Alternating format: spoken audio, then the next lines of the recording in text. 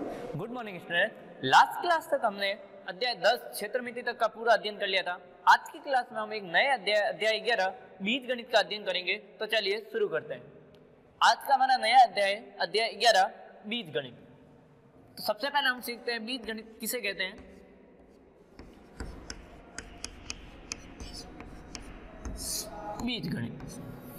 बीजगणित क्या होता है कि गणित की वह शाखा जिसमें बीजीय राशियों का प्रयोग किया जाता है बीजगणित कहलाता है।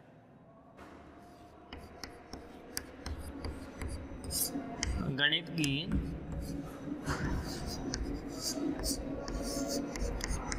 वह शाखा जिसमें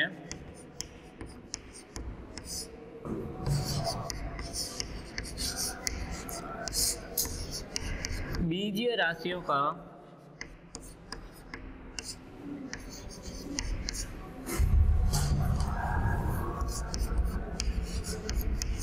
प्रयोग किया जाता है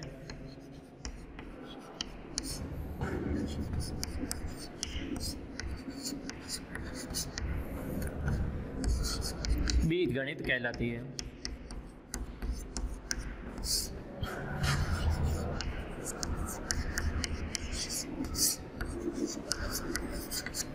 गणित की वह शाखा जिसमें बीजीय राशियों का प्रयोग किया जाता है बीजगणित कहलाती है। जैसे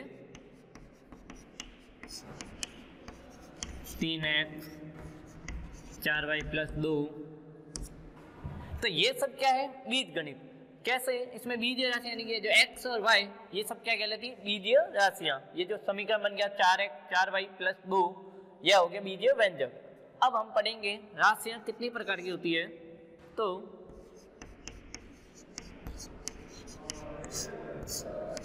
राशियां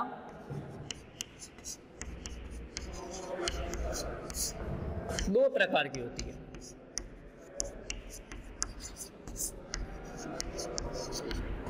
राशियां दो प्रकार की होती है। पहली होती है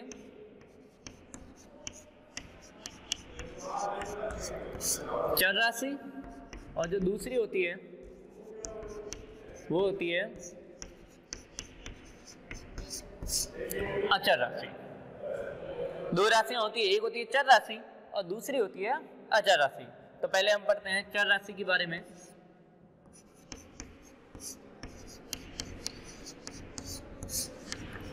चर राशि किसे कहते हैं? तो नाम से ही पता चला, चर यानी कि वह राशि जिसका मान बदलता रहता है, अर्थात उसका मान फिक्स नहीं रहता, बदलता रहेगा, वह क्या कहलाएगा? चर राशि। वह राशि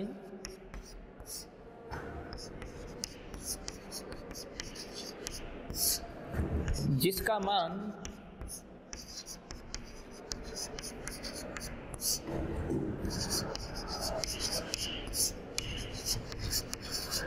बदलता रहता है,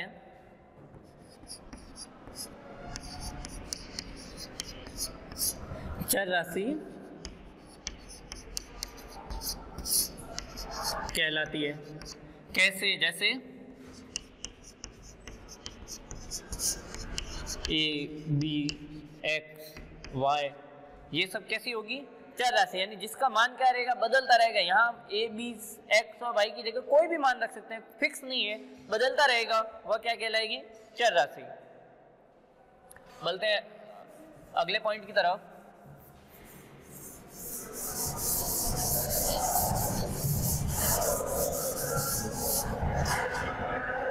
अगला टॉपिक है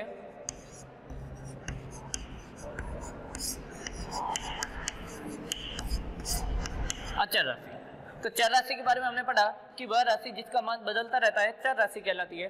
तो अचर राशि क्या होगी? वह राशि जिसका मान नहीं बदलता, अर्थात उसका मान फिक्स रहता है, वह क्या कहलाएगी? अचर राशि।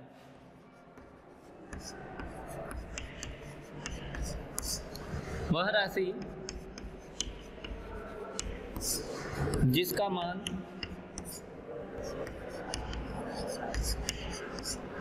स्थिर रहता है,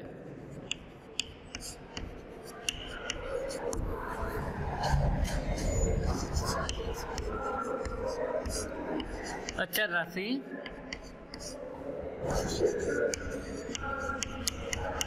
कहलाती है। इसमें क्या होगा, जो मान होगा वो क्या रहेगा, फिक्स रहेगा। जैसे 5, 8, कोई भी गणितीय अंक, उदाहरण के लिए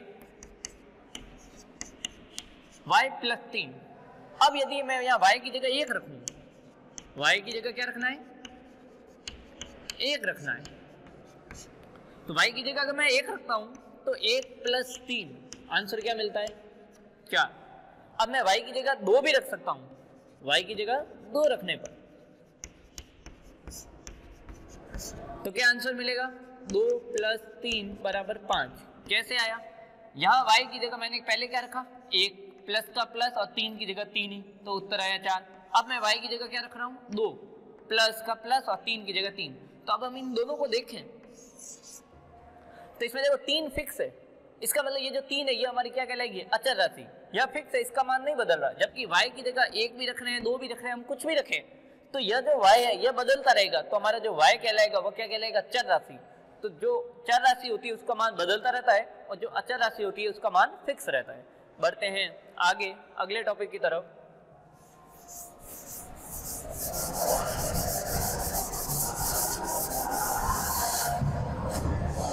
अब आता है अगला टॉपिक है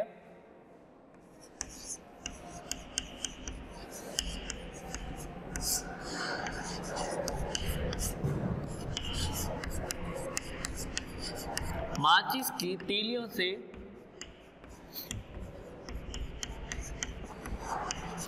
प्रतिरूप। माचिस की तीलियों से प्रतिरूप, उदाहरण के लिए यदि मुझे माचिस की तीलियों से L बनाना है,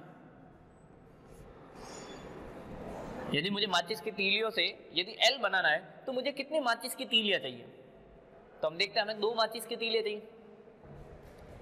यदि मुझे 2 L बनाने हैं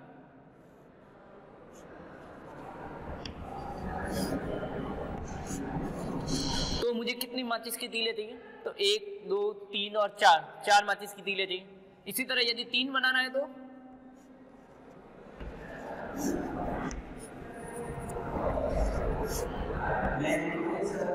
यदि हमें 3 बनाना है तो फिर हम कितनी तीलियां लेंगे, 1, 2, 3, 4, 5 और 6 तीलियां। अब इसको यदि हम सारणी से समझें,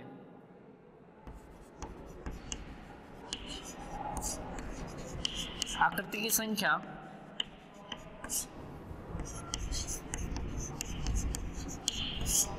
तीलियों की संख्या,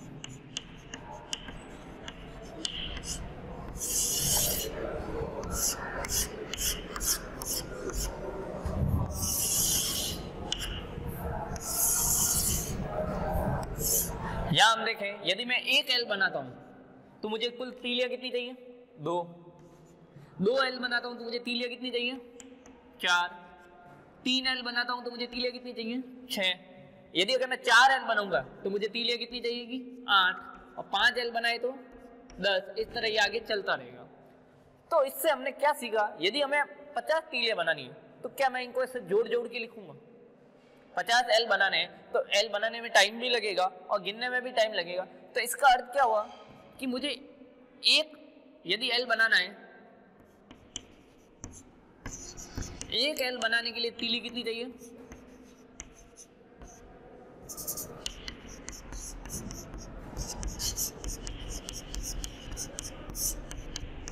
1 L बनाने के लिए मुझे तीलियां चाहिए 2।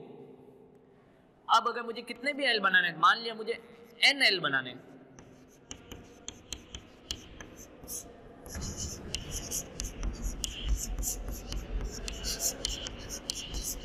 अब मुझे यदि N L बनाना है तो मुझे तीलियां कितनी चाहिएगी, 2 × N। N क्या होगा, जितने N बनाने हैं। अब यदि अगर मुझे N बराबर 40 बनाने हैं तो मैं यहाँ सीधा N का मान पुट करूंगा, 2N गुणा और N की जगह 40 लिखूंगा तो मुझे पता चल जाएगा मुझे यदि 40 N बनाने हैं तो मुझे 80 तीलियां चाहिए। कहने का मतलब एक आकृति बनाने में कितनी तीलियां चाहिए, गुणा करेंगे मुझे कितनी आकृतियां बनानी है, तो 2N। अब N की जगह हम कुछ भी लिख सकते हैं, 2x लिख सकते हैं, 2y लिख सकते हैं, कुछ भी हम लिख सकते हैं। तो इसी तरह हम सीखते हैं आगे एक और, यह तो था L। अब मुझे बताओ यदि मुझे W बनाना है तो मेरा सूत्र क्या हो जाएगा, NW बनाने हैं एन डब्ल्यू बनाने के लिए तीलियों का सूत्र क्या हो जाएगा?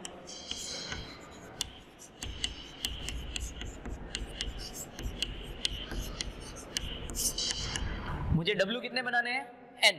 तो एक डब्ल्यू में कितनी तीलियां चाहिए? तो हम देखते हैं एक डब्ल्यू में 1 2 3 और 4।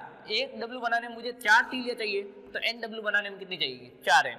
तो कोई भी आकृति आए उसमें हमें पहले एक आकृति के लिए तीलियों की संख्या निकालनी है और गुणा कर देना है एन से, जितना मुझे आकृति बनानी है। अब एन की जगह यदि जेड आ जाए तो जेड के लिए हम देखेंगे, तो जेड के लिए मुझे 3 तीलियां चाहिए, तो इसका सूत्र हो जाएगा 3n। m आएगा तो m में मुझे 4 चाहिए, तो m का हो जाएगा 4n। तो जितनी एक आकृति में तीलियां चाहिए गुणा कर देंगे हम n से, तो हमारे पास नंबर ऑफ तीलियां, यानी कि हमको कितनी माचिस की तीलियां चाहिए उनका संख्या आ जाएगी। बढ़ते हैं इसके बाद अगले टॉपिक की तरफ। अगला हमारा टॉपिक है व्यंजक। व्यंजक दो प्रकार के होते हैं, एक होता है संख्यात्मक व्यंजक और एक होगा संख्यात्मक व्यंजक और दूसरा हमारा होगा बीजीय व्यंजक। तो पहला है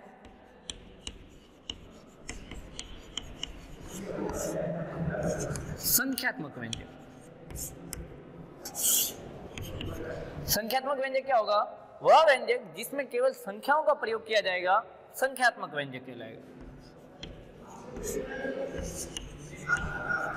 वह व्यंजक जिसमें केवल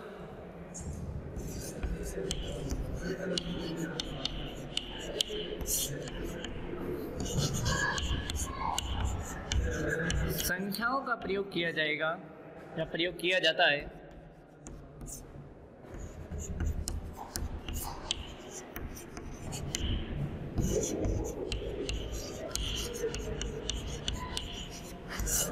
संख्यात्मक व्यंजक कहलाते हैं।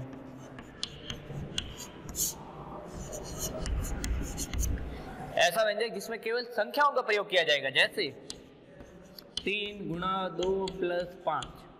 यहां हम देखें केवल संख्या है, बीजीय राशियों का प्रयोग नहीं हुआ है, केवल संख्याओं का प्रयोग हुआ है। तो यह व्यंजक जो होगा ये कैसा कहलाएगा? संख्यात्मक व्यंजक। और दूसरा व्यंजक होगा वह होगा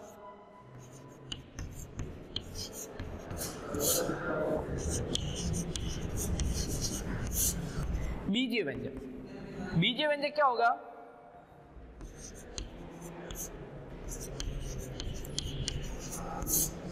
वह व्यंजक जिसमें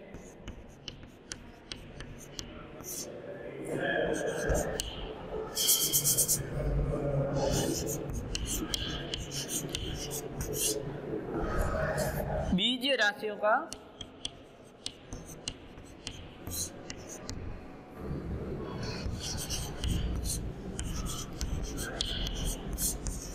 प्रयोग होगा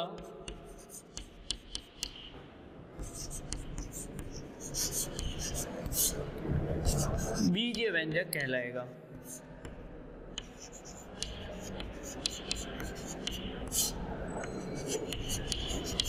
यानी जिसमें संख्यात्मक के साथ साथ बीजीय राशियों का प्रयोग होगा। कैसे?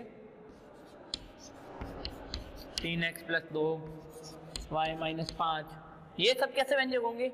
ये बीजीय व्यंजक होंगे, क्योंकि इसमें जो चर है उसके साथ साथ अचर राशि का भी प्रयोग होगा। यानी कि बीजीय व्यंजक चर राशि के साथ साथ किसका प्रयोग होगा? अचर राशि का। तो वह हमारा व्यंजक कैसा कहलाएगा? बीजीय व्यंजक। तो आइए आगे कुछ उदाहरण लेते हैं।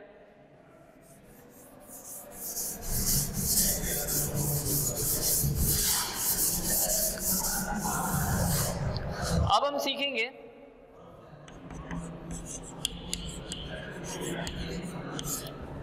बीजीय व्यंजक बनाना।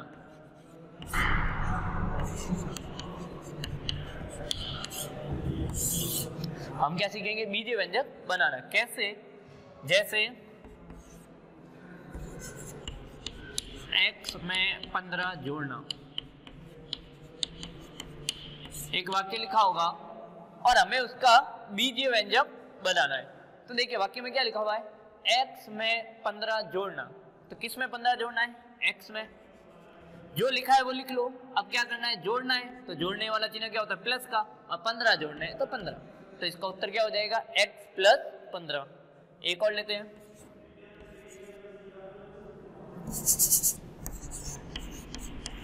y में 10 घटाना। अब हमें लिखना है y में 10 घटाना। तो y में अब घटाना है तो माइनस का चिन्ह, और कितना घटाना है? 10 घटाना है। तो इसका बीजीय व्यंजक क्या हो जाएगा? y minus 10। एक और लेते हैं। p का दुगुना। अब हमें क्या करना है? p का दुगुना। तो p और दुगुना का अर्थ होता है 2 से गुणा। दुगुना का अर्थ होगा 2 से गुणा, तिगुना 3 से गुणा, चौगुना 4 से गुणा। तो यह होगा, इसका उत्तर हो जाएगा 2p। एक और ले।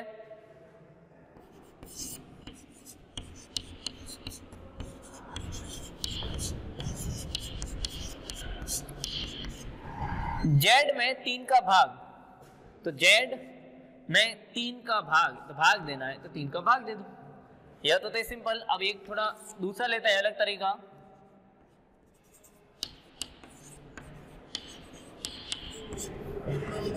b को 4 से गुणा कर 3 घटाना।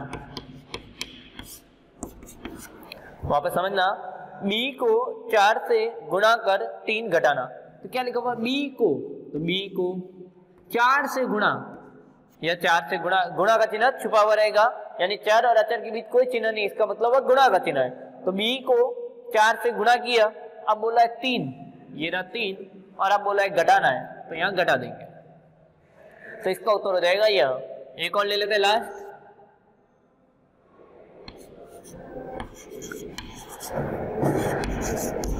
z के तिगुने में 10 जोड़ना। अगला क्या है? z के तिगुने में 10 जोड़ना। तो z तिगुना, तिगुना आ गया, इसका अर्थ क्या हुआ? 3 से गुणा 10, और फिर क्या लिखा है? जोड़ना, तो जोड़। तो इस तरह से इसका बीजीय व्यंजक क्या हो जाएगा? 3z plus 10। तो आज की क्लास में हमने कुछ महत्वपूर्ण परिभाषाओं का अध्ययन किया। नेक्स्ट क्लास में हम कुछ अन्य महत्वपूर्ण परिभाषाओं का अध्ययन करेंगे। धन्यवाद।